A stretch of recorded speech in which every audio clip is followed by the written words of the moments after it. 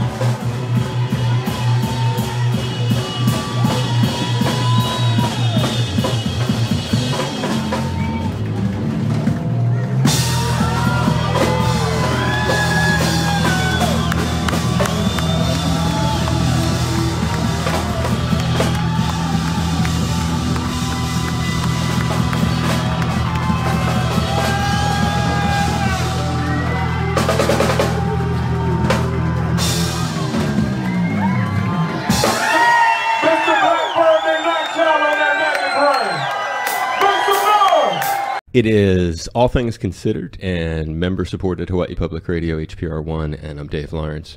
Grateful to have you here, especially right now. We are in the tail end of a pledge drive where we ask listeners to support our nonprofit radio station, and it just so happens to coincide with what they are billing as the first and last appearance in Hawaii of one of the most remarkable performers, Rock and Roll Hall of Fame member, guy I've had a personal connection to for most of my life now.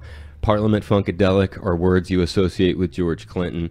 They are his trademarks, and they're things that have been inspiration to so many people in the darkest of times and the best of times. He's here sharing that magic through Sunday at the Blue Note, and he's taken a few minutes for us, and it's a real treat to get to talk to him.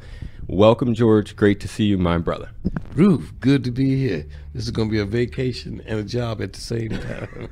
Does it get better than something like It don't that? get better than that. I used to come here years ago in the 70s when I was doing Mothership, Bootsy, Rubber Band. I used to write the ballads right from the Royal Hawaiian, right here, the Pink Hotel. Royal Hawaiian. Yeah, it looks so different now. I'm so glad to be back here. You were writing some of the classic ballad songs? Is that what you said? Yeah, I was just here enjoying myself, and I got to writing, and I would go between here and Maui. I did that from like 76 to like 82 all the time. Yeah, I remember we talked on the phone once, did a phone interview, and you actually told me about coming here to write songs and thinking about some of that history. You know, I was trying to think of some things to ask you that your hardcore fans maybe have not been able to hear about. So I picked things that you've already talked about, not going to talk about those, but that I haven't found at least. So we know that you formed the Parliaments. You were straightening hair in New Jersey at a hair salon. But prior to that, grade school. Actually, about 1957, Frankie Lyman came out with "Why Do Fools Fall in Love," and when that record was such a hit, every school had a doo-wop vocal group in it. You know, all throughout my neighborhood in New Jersey, Newark, New Jersey, Brooklyn, Philadelphia, all that whole area was doo-wop. So we started Parliament, and I was about 14 years old. And prior to that, any musical thing that you can... No, just sneaking over to the Apollo Theater about a couple of years before that with my cousin, watching the Spaniels and all the groups and Cadillacs, all of the doo-wop groups that was, you know, rock and roll was just becoming of age at that time. It was a critical formation for rock and roll, and that the doo-wop was a big thing. And clearly, when you think about your Motown experience, staff song... That was the next generation from 57 to 60. Smokey entered the picture along with Berry Gordy. Now you had the Marvelettes, the Supremes, the Temptations, Stevie Marvin. I worked at Joe Bett in New York City at that time. So I was part of the Motown thing. That was our second stint. We stayed there to the 69. When we got a hit record, I Want to Testify, which was out of Detroit. It wasn't no Motown, but it was one of Motown competitors. And we had Testify was a hit. And after that, it was Free Your Mind, Your Ass Will Follow. We just changed our whole direction because the European invasion was happening.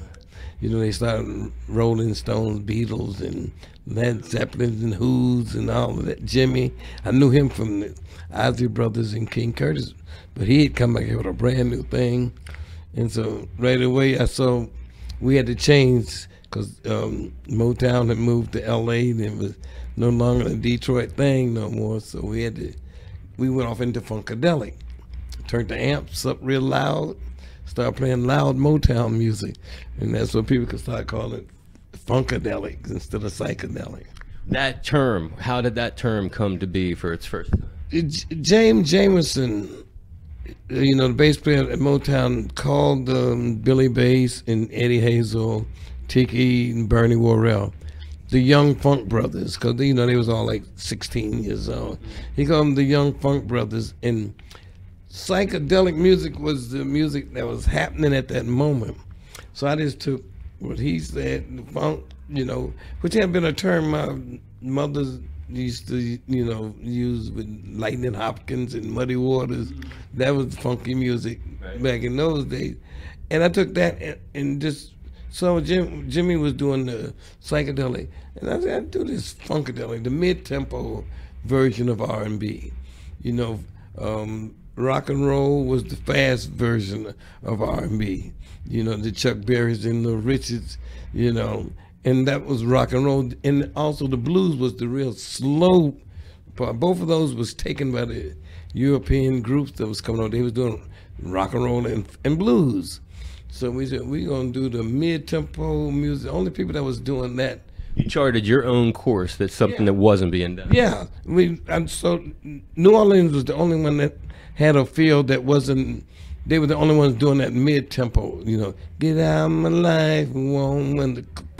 You don't love. That's the really funk that we did. Whoa, hi, hey. So you got the Meters and us were probably the only bands doing that basic raw, sound like background tracks, and just talk shit over it.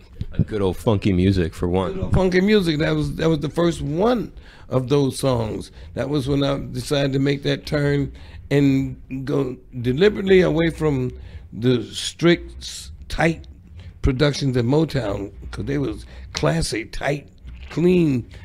I had to go totally the opposite way. Loud, noisy, long, no 3 minutes. We went for album cuts, songs that would last for 7, 8 minutes. You know, Free Your Mind. I did that one, that crazy, so I set a standard. You didn't know what bag we was going to be in from then on. Because it was hard trying to get a 45 hit single every time you put a record out. So I said, well, I'm deliberately not go for 45s and just go for albums. Jazz, gospel, and rock and roll. They were Seaming it all together. Yeah, those were the ones that made the album sell. So it took a long time because you'd be underground for years. And I realized that we stayed underground. I mean, popular as we've been with the Mothership and all that, we still probably the best underground secret, best kept secret, because we still sell out like we still got hit records. But it's those albums, you know, that live forever. That's a great way of putting it, though. The difference between like James Brown above ground, George Clinton the underground from the beginning. And I always really, when we talked the last time, we talked about a lot because you shared some key members down the road with Fred, Maceo, and so forth, and Bootsy, obviously. Lifetime Achievement Awards in a couple of weeks. No, it's huge. Tell us a story of when you first met James yourself or came across him. Give us an interesting story because I've never heard you talk about it. And we're talking about the summit of the guys. No, I mean, I met him a few times, but I didn't know him that well. The time that I met James personally to talk to him, I was doing one of those panels in New York with what was that? I forget his name. It was one of those panels. Myself, Nona Hendricks, Madonna, James Brown, and the Chili Peppers was in the audience. That's the first time I met them. So I'm thinking 80s, late 80s, something like that. Mid 80s. Right, Madonna hit right when you had produced the Chili's. I produced them 6 months later. Okay, because I met them there, and that's when they asked me. But I was on the panel with James and Nona Hendricks and Madonna was on one of them panels, and I met James. So when I met him, I told him, I said, James, give me 18. You know, you try to say something, you know, clever. You know, getting ready to start the panel. I said, James, give me 18 splits. I figured he gonna tell me to go to hell. He got up and did 18 splits, and asked me for 2. And I bust my balls on the first one. I didn't get but 1 in. That was, nah. That's the first time you met him. That was the first time I met him, you know, to talk to him in anything. That's pretty surprising. You know, and then later on, Bootsy, you know, and I re-recorded with him a couple of songs on the Family series. Is that a special thing for you to feel like, wow, because you guys are the bookends. I mean, that's it. You know that. I don't got to tell you that. But I mean, it's like it's James Brown and George Clinton who did. He was king. That was it. Then, you know, then later on we met Fred, and Bootsy brought all them, Fred and Mason. So once you met the whole crew, then you realize, okay, this is what that family was like. Right. And they all was tight. You can tell that they had been to school in a situation like James, because each one of them can actually run a whole congregation, a band. I mean, so Mace did it with us. He did it with Prince. He did. It's a school, like you said. It's a school. I mean, Fred he goes around and we're doing it for everybody. You know, put bands together.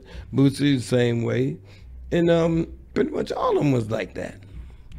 You know, when I look at you today, George and I were fortunate enough to look at a picture of the two of us together 20 years ago. It was October 1999, and boy, don't we both look different. And one of the things was, I look at your fashion today, and I look at the pictures, you know, bootlegs I've got from the early 70s, records, magazine clippings and stuff. When did you first put this emphasis on the striking fashion statements that you've become known for? Because early on, there were wild ones that you always had a different, kind of like you found your own pocket with the music, you found your own pocket with the fashion. Well, coming out of New Jersey, it was straight sharp, you know, tie in grade school. I mean, I'm talking about 13 and 14 years old. Your parents tell you get a job because you're talking about getting a tailor-made suit at Wilma for Easter, and another, and you were still growing. But that was the thing. You know, most of us got it probably from the mob, you know, the gangsters always had those slick, long collar suits. So in the hood, we pretty much took that image on, that style. So when you became a barber, when I became a barber, it was intensified because most people got their hair done. They was really sharp, they got really clean, and so I know all the different styles of dress and hairdos and all that. So when we got to Motown, we thought we was the sharpest things in the world with the hairdos and the suits.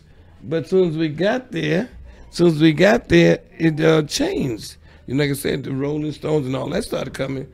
So we had to be able to go about face from all that clean and get funky, because they was calling it hippies, but it looked like poor people like we did at home, you know, with the patches, holes in your jeans. It just looked like, you know, you was poor. We really know how to do that. But we weren't going to stop with just patches. That was too cool. I mean, that was too nice. We got sheets, we got diapers, and cut out wigs and made breasts. We did every silly thing because we was also inspired by the Coasters. You remember the Coasters? They did silly stuff when they was on stage. They had act. It was an act. It wasn't just a song. I didn't know they did that kind of stuff. Oh, they had a complete skit. You know, the song was a whole skit.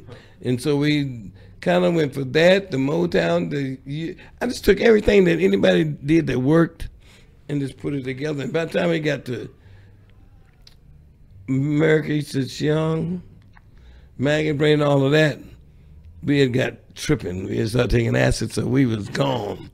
You know what I'm saying? I told him that was a lot of dope ago.